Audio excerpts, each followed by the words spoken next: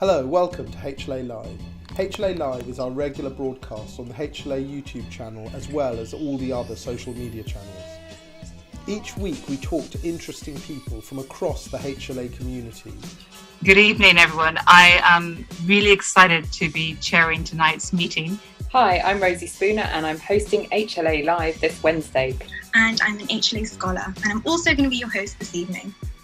To share with us their ideas and their innovations and hopefully bring them to a global audience. Quite quick, we have ideas, let's do this, let's do that. So many of the topics come from our community, with scholars and faculty expressing an interest in many of the discussions that we're about to have. Hello everyone and welcome to the HLA Live session on widening participation in the postgraduate realm. Homelessness and health. Addiction and the new normal. HLA programs are built on 6 pillars. The leader is an innovator and entrepreneur. The leader is a communicator. The leader is a manager. The leader as a negotiator. The leader is a follower, and the leader is a philosopher. If you are interested in becoming a HLA scholar, why not get in contact? Many of the episodes in HLA Live will cover one or more of these important pillars. The HLA team consists of Pedra, Eamon, Tim, Riddy, Alistair, Adil and Trisha, and a range of other HLA scholars and faculty.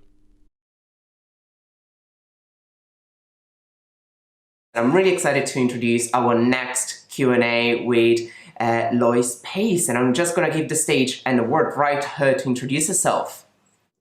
Hi, Vasily. Hi, everyone. It's really a pleasure and honor to be here with you today. As Vasily said, I'm Lois, and I run an organization called the Global Health Council here in the US. Amazing, and it is a true honor to have you here, and thank you very much for giving up your time to talk to us. So just because I hope everyone will know you already, but if they don't, can you tell us a little bit more about you?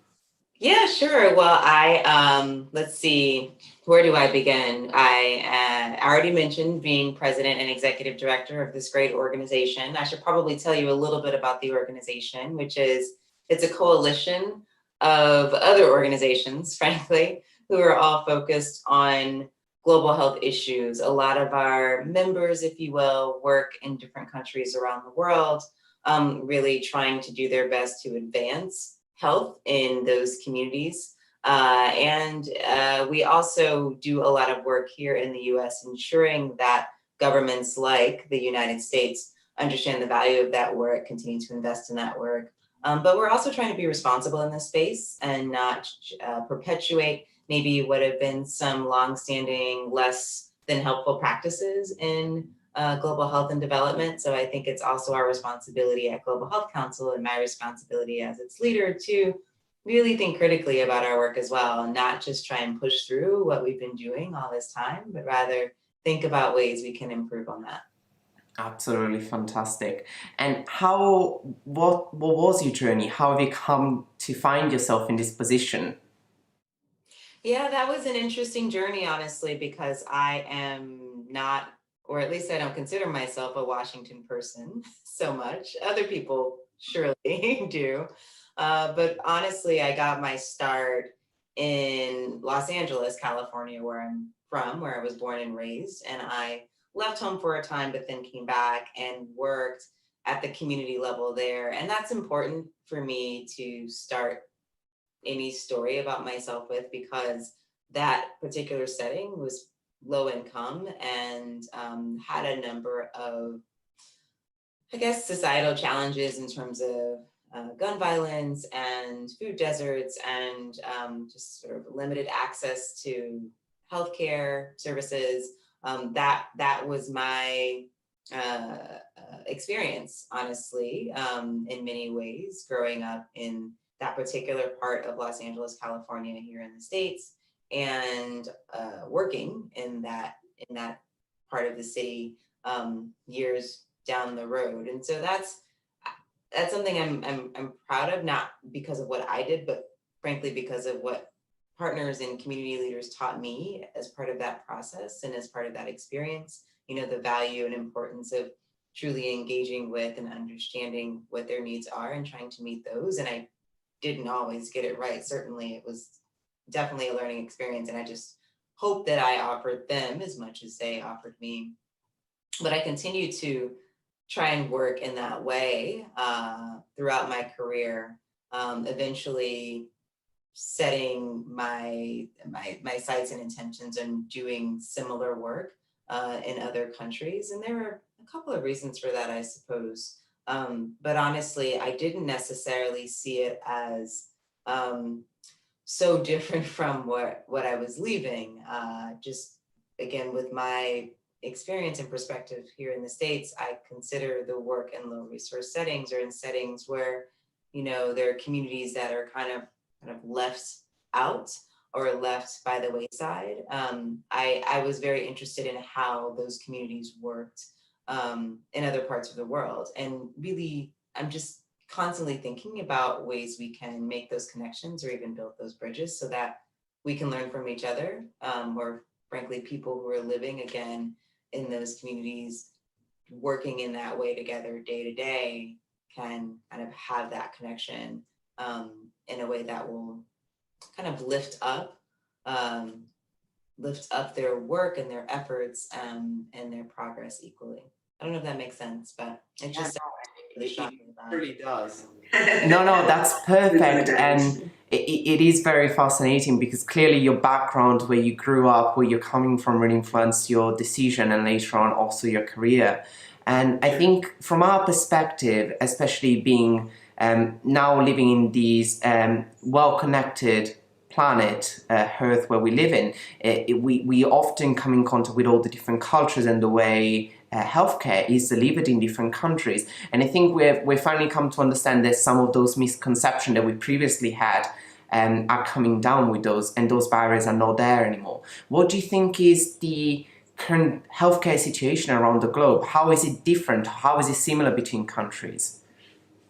Yeah, it's really hard, I think, to try and summarize that. But I think what we see are a couple of things. I mean, we see countries that really are keen to and trying to advance this idea of universal health or health coverage for their populations, for their citizens. I think that that's important, especially when we consider the gaps in access that I mentioned. That's not a uniquely American problem, right? It's an issue that we find in different parts of the world. And so I can appreciate and even support the momentum around universal health worldwide. And I'm glad that has, I guess, picked up steam again in the past couple of years. It's not a new idea, and it's certainly not something that, it's certainly something that some countries have been doing for an extended period of time. And I think the idea is to ensure that there is an even greater, wider embrace of those principles. But I think we also need to be careful assuming that just because a country, at least at the political or policy level, has made that commitment or has even rolled out that type of program, it doesn't mean that there aren't disparities, right, within those countries. And so I think there's still special groups or populations that can be left out, even with some universality in place, or at least, as I said, kind of like as a stated or expressed commitment. And so I think that's also something that's kind of a common thread around the world, and something we have to figure out, right? Like how to reach these groups that are somehow hidden or frankly sort of ignored. I mean, they've been there, they will always be there, but it's really up to us, those of us with power, with privilege, with access to all the things those benefits afford, to look for them, right? And I think it's one of the reasons I'm really keen to find a way not to only identify opportunities to build bridges across like clearly defined groups like countries, but also through maybe these less clearly defined means by connecting these special groups or populations. Amazing. And you touched on something extremely important. We often create those differences. We see the differences between the countries, but we often fail to see those within our own country, our own local community sometimes, seeing those huge disparities, whether they're financial, socioeconomic, or perhaps simply which neighborhood you grew up in. And that is such a huge contrast, absolutely. And how do you think we can thrive at reducing the gap between people within the same community, within the same country, in order to provide them free point of access in healthcare? Yeah, I mean, I think it's listening to them, right? I think first and foremost, it's meeting them where they are, right? Not expecting them to come to us wherever we are in our sort of castle on a hill, but rather ensuring that we are seeking them out, we're finding them, and then when we do, if and when we do, giving them the microphone or megaphone, giving them the platform to share what it is their needs really are. I mean, some of this in a very, I guess, kind of academic sense could just come down to data collection, right? And understanding the story by those means. But then I think there's an anecdotal approach to this too, which might seem, I don't know, like a bit more loose and fuzzy, but the storytelling is just as important as the statistical data for me. Because there's a richness behind those stories that I think can sometimes get missed by the numbers. But in any case, gathering that information, understanding the experience is first and foremost important. And then I want to be sure that whatever we do is not solely extractive, right? We're not only going and asking, okay, well, what do you need? Because what's our accountability to truly following up? I mean, we have to act on that information. And so that's another part of it, is ensuring that we are putting in place, even if it's sort of a phased approach to delivering on a promise. I think government and I think other people, even sort of without the highest levels of power, have a role to play in offering some stepwise solutions to the problem. Until we can, for example, provide healthcare for everyone, what can we still put in place to ensure that these gaps close or a little bit more narrow until they close entirely? So that's I think how I'm envisioning it is really coming to them, understanding them, and then following through for them. And I have to be clear too, not all of the decision making should be done sort of in a top-down way. So ideally there is a consistent, continuous role that these minority groups, for lack of a much better term, right, play in their own determination, right? They should be at the table deliberating and making these decisions so that those actions can truly be effective and sustainable. That's my dream. Absolutely. I say I share the same dream, and I hope I would have the same commitment in bringing it to become reality as well. And I think you touched on something quite important, and we already mentioned about there will be policies. There is the intention from anybody, the government, anybody power actually creating this kind of healthcare provision, and then we want to gather the data. But actually, is how do you continue the momentum of something that is happening? Even if you bring someone to the table, how do you make sure that those at power, those who still feel like they're above, are still committed to that up until the gap is so narrow that can't be seen, it doesn't exist anymore? Yeah, we have to create some sort of incentive, right, Vasily, for people to know that once is not enough. We don't want to have a tokenistic approach to this stuff. And I don't know, I think I'd love to hear what you have to say about that, or what your community has to offer in that regard. There's some people who really talk about making an economic argument or other kind of business case for this type of engagement. I struggle a little bit with that. I see the value of doing that, but I want to be careful reducing the idea of access to kind of a profit-driven agenda.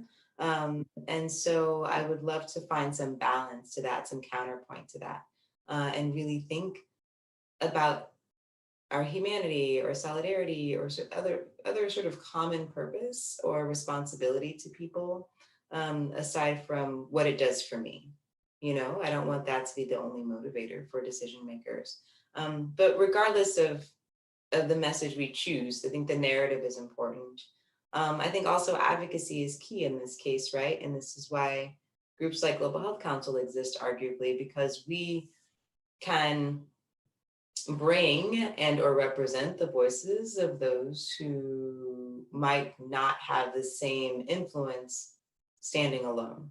And so if we can organize and mobilize these stakeholders on a regular basis and in a meaningful way, I think that applies the pressure we need to sustain momentum around the action that government leaders and other people in power can take.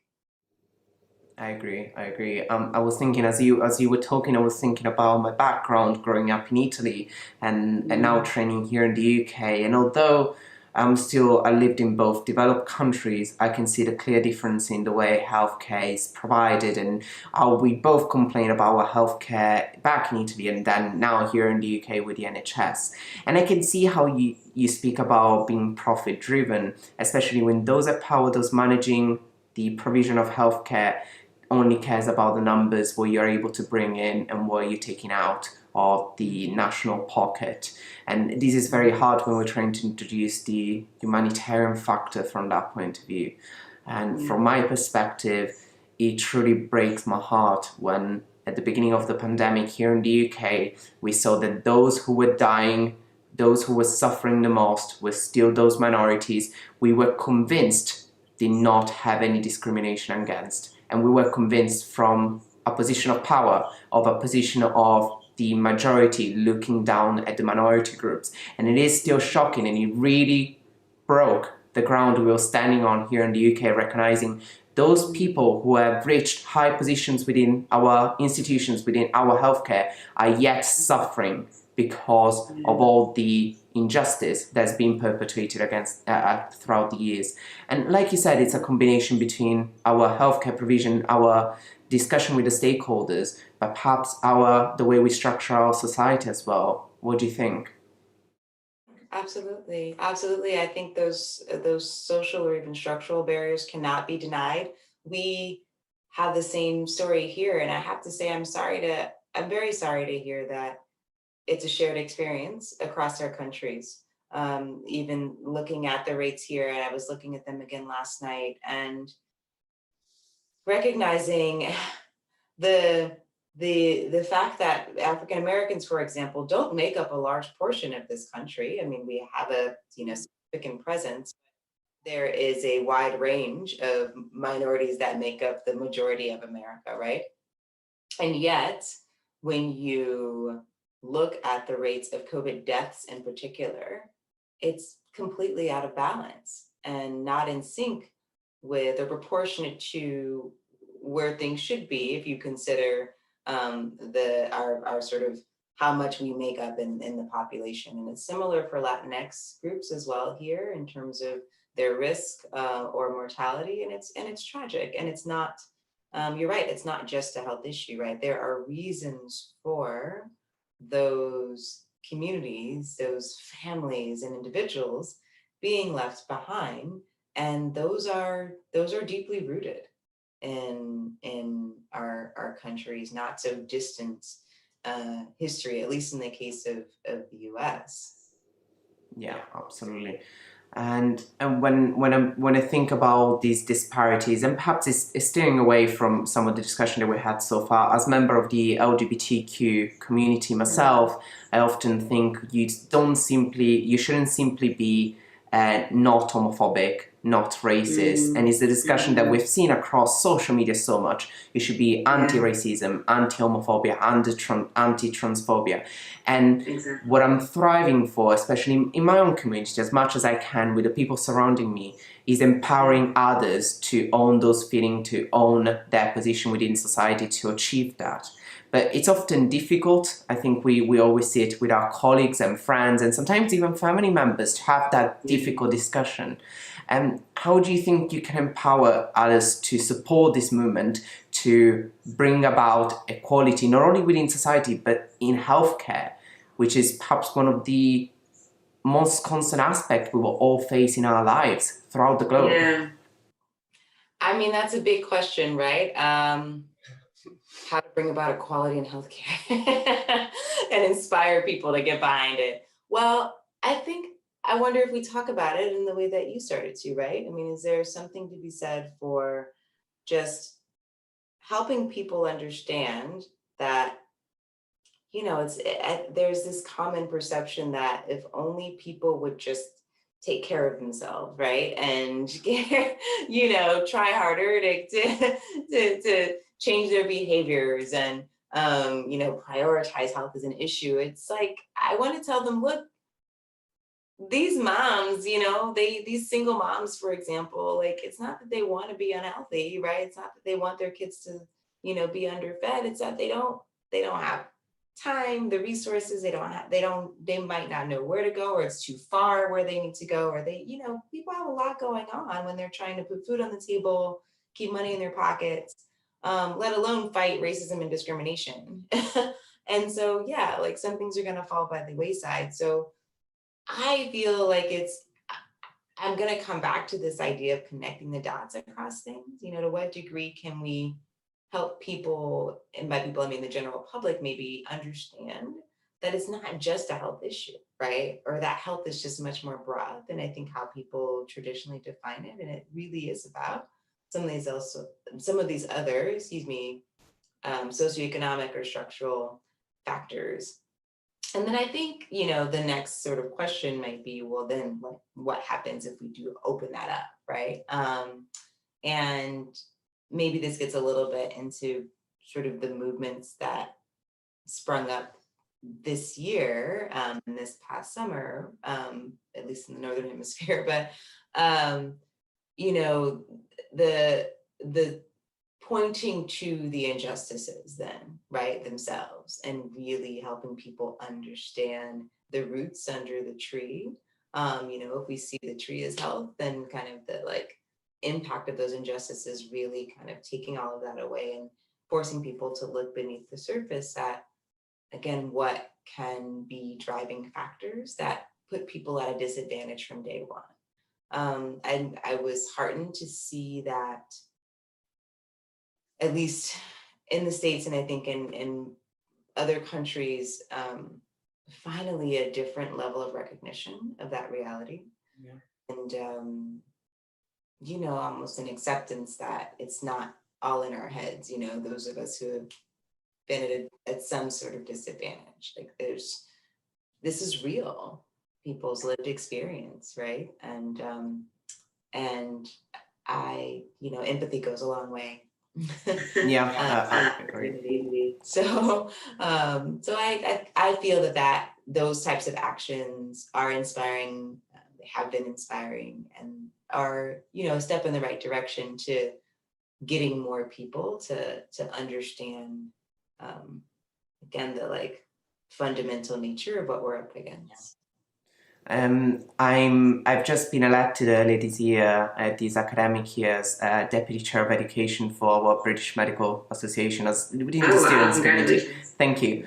And some of the work that we're doing is trying to bring more inclusivity and diversity within the medical curriculum. The usual discussion that we have, well, if you're trying to introduce something, that something else must come out, which is something that doesn't sit well with me, and we're heading towards this. And when I think back in my own personal journey, coming from Sicily in Italy, and we were relatively included within our national climate, but at the same time excluded. And I remember my perspective of minorities was very narrow, and it was very old-minded from that perspective. I didn't have a progressive, I didn't have a modern view, outlook onto it. And coming to the UK, certain broadened my horizons beyond anything I could ever see. And the movement, even just this year, really shook my own understanding of what was happening around the globe, because I'd never been taught, I'd never been experiencing it up until now. And I'm ashamed of saying that society had failed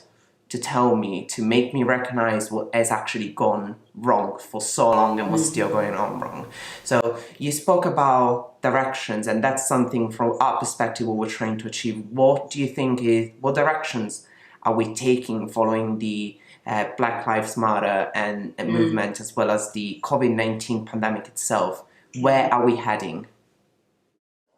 Ooh, well, I mean, I guess that's up to the people, right? I mean, look, staring it right in the face in the way that you did this past summer is the right step in my mind. And I think each of us has to do that, even those of us like me with lived experiences, right? Because I do still have a level or high degree of privilege in multiple ways. And so sort of stepping back and re-examining what our role has been in perpetuating the problem, how complicit we might have been, and then also how we have contributed to progress, right? Like we don't have to always beat up on ourselves. I think we can think about maybe ways that we've done well and good. But it starts at a very individual level. And then I think, speaking to the collective, I still want to come back to the centering solutions on the experiences and even further the perspectives and voices of those affected. So as we're thinking about what needs to happen, right, it's really going to those communities and really asking, well, what is, progress look like to you? And not being careful not to burden them with solving all of our problems. It has to be a, sort of a joint effort and taking ownership of like our own role in those changes. But, I think as inclusive as we can be as part of that process, the better, so that we don't end up in another situation where maybe what we're doing is not quite right. And that's hard. It's something that I don't think we do very well generally as Americans, in my view. It's certainly not something that I have always done very well, even in the role that I play, where I work. I hope that I do a better job personally, but I think it's a work in progress for many of us. And there are some people who knock it out of the park and who get it right. And so I try to turn to and look to them as examples of how I could improve in the process. But I think any good marker is sort of testing or asking the people most affected, hey, is this okay? Absolutely.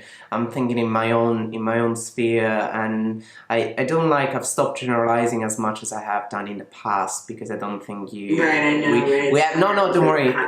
I still do it all the time. I think it's our way of better understanding the world around us.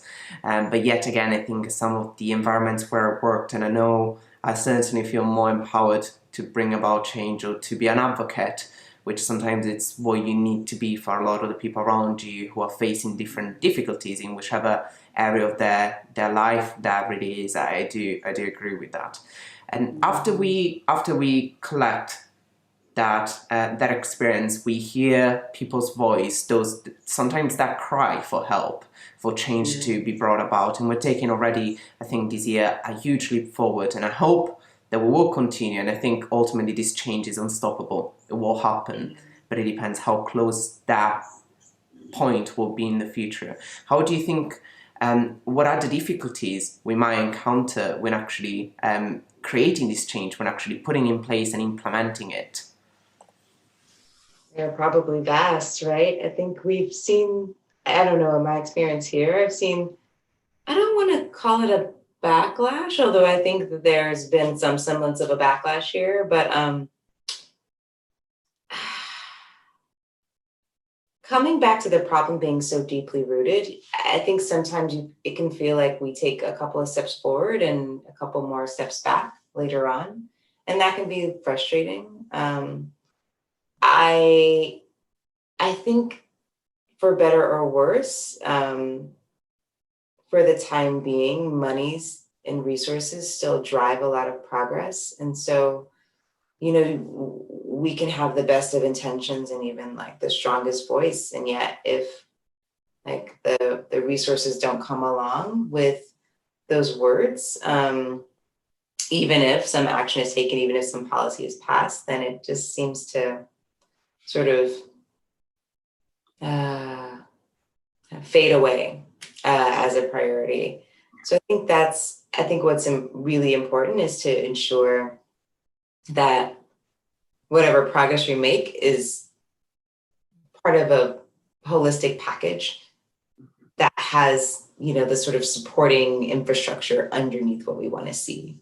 So it might be obvious, but it's just not always something that comes as part of an advocacy campaign or is considered, after a shorter term win. It's sort of like, well, what's the long-term gain and sort of staying power of this change is what I feel like you're asking. And so in a US context, largely for me at a policy level, I think that often involves the resources. It also involves the champions too, and depending on how we have converted people to our cause, and broaden that tent so that we're not just reliant on kind of one policymaker to make a change for us, but like a cohort of powerful individuals to support that work, then it has a greater likelihood of surviving. And then the longer it stays in place, if it survives after a year or several years, then it's harder to kind of dismantle those changes. So that's kind of how I think about what we do to ensure longer term success. Absolutely. Okay, that's very useful, especially from my perspective, being interested in medical politics. Perhaps that's quite important, creating those connections. And you spoke about difficulties, and from a very practical point of view, certainly you wouldn't be in the position you're holding today without that knowledge and expertise that you've developed in the field. How do you think we overcome the difficulties in order to establish a new service and driving quality improvement? Self-care is really important. I believe strongly in checking in with oneself and just giving ourselves as much grace as possible, even when we stumble, even when we question everything we're doing. I don't practice it as well as I would like, but it is certainly a principle I hold dear, and I am grateful when others remind me of the value of that self-care and that focusing on myself just so that I can be a better version of myself.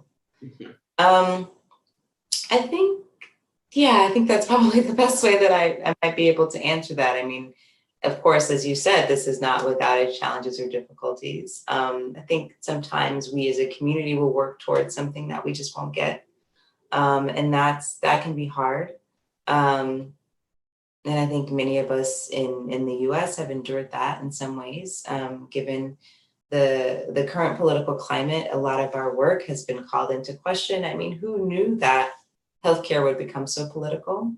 And healthcare workers by association. And so that's been really challenging for a lot of us to endure. And it's been hard to justify stepping back or taking a break because it seems so dire, the situation, because it is so dire. Really understanding my community has been important to me, and knowing to whom I might be able to pass a baton so that they can continue running the race while I take a rest is something that I think about as well. I don't know if that's sort of the answer you were seeking, but that's where my mind went as you were talking. Yes, and it follows up. I think this is more of a personal question, if you like. What lessons have you learned throughout your journey, throughout your career up until now? And I'm sure there'll be many more lessons to come, but what lessons do you feel have stuck around so strong to you for so long? What would you like to share with us? I mean, I'd like to say humility. I just knowing what I don't know is key, or has been key. It doesn't sound very humble to say humility first off, but I mean it sincerely.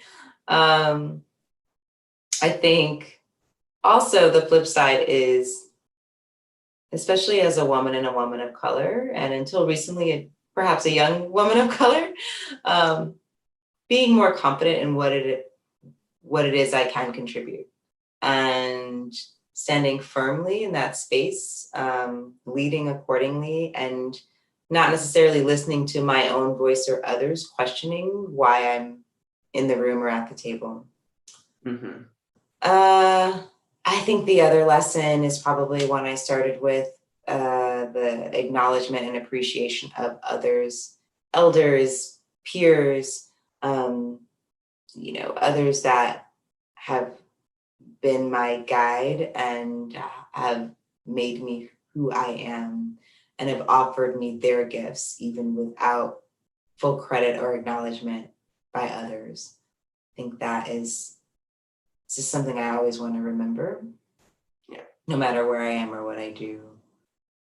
But yeah, I think it's really those three in terms of my personal journey and lessons, and how I move through this world. I mean, they're the standard kind of tips about, you fall down, you get back up, that kind of stuff. And I think those are all still true. But yeah, I think that's different for me. That's, that can be very like results oriented, some of that framing.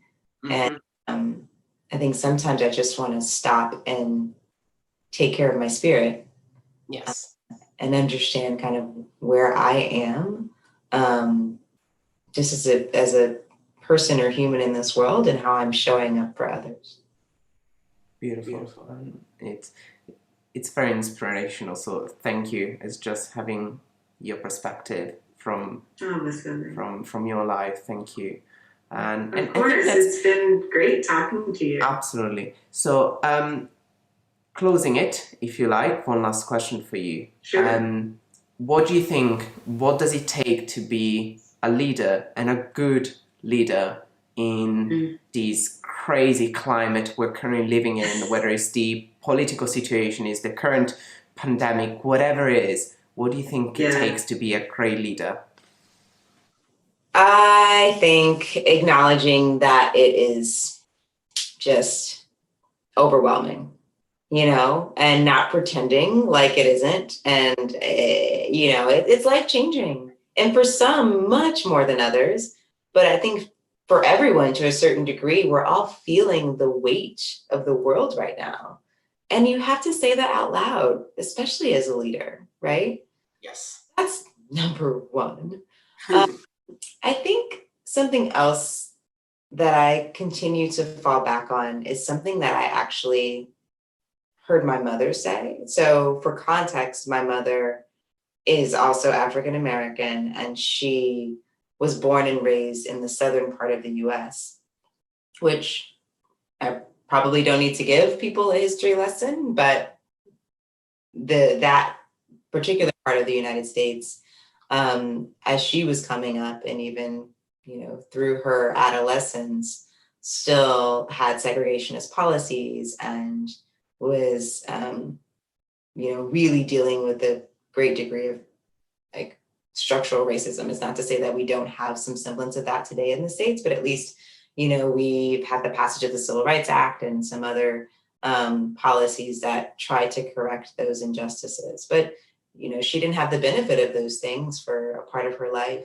and in fact, lived through that movement, or that version of the movement. And when I asked her recently how she felt about how things were evolving and whether we were moving backwards, she reminded me of this arc that civil rights leaders often talk about, the fact that there is a long journey or a long road, but we're still moving in the right direction.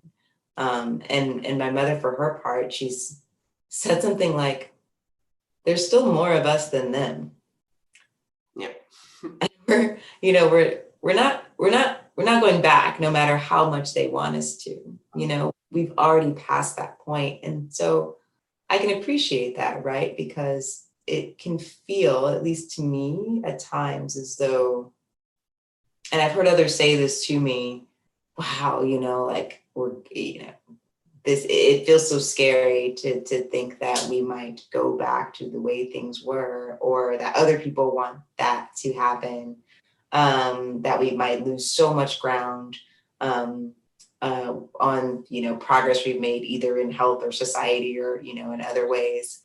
And that doesn't have to be true. Like even these current losses or feelings of loss and grief, however powerful, and they are powerful, they needn't be permanent, I guess. And they also needn't be definitive, and I think I'm resisting the urge to believe that we're going back to ground zero. No, we're definitely sliding. We definitely are clawing to stay up top or to make more progress climbing this mountain, but we're not at the bottom of that rock. Yeah. And so I think as leaders, really being able to see the forest for the trees and understand where we are in the fight and acknowledging that we might not see the end of this. We might not see the top of that mountain, even during our time as leaders, as actors in this space. We're in it, and we're in a good part of it. And we're still winning to some degree because of where we are. And the fact that we're standing our ground is still a success. Amazing. Thank you. Thank you. Thank you for ending on such a beautiful, positive note. I really appreciate it. Thank you, Lois, for being with us, for talking to us, for sharing your wisdom, your true wisdom, and that of your mother and of your upbringing with us. It's been a true pleasure. Thank you very much, Lois, for joining us. And I hope... Thank you, Vasily. I appreciate you. Marvelous. I hope we get to talk to you at some point in the future again, and looking forward to hearing all the amazing things from you. Thank you. Of course. Same. Bye. Bye. Thank you to everyone that made tonight's episode possible. Whenever our scholars are thinking about complex problems facing our health systems, we encourage them to think about how they make significant change in the world of healthcare. We are incredibly lucky to have some incredible scholars in the HLA. They use the HLA as a platform to take their ideas and bring them to fruition. If you are interested in the work of the HLA, why not join us at one of our future HLA events? Why not join one of our programs? Why not even become a HLA scholar? Thank you for joining us. My name is Johan Marlwaner, the director of the HLA, and it's a good night from all of us.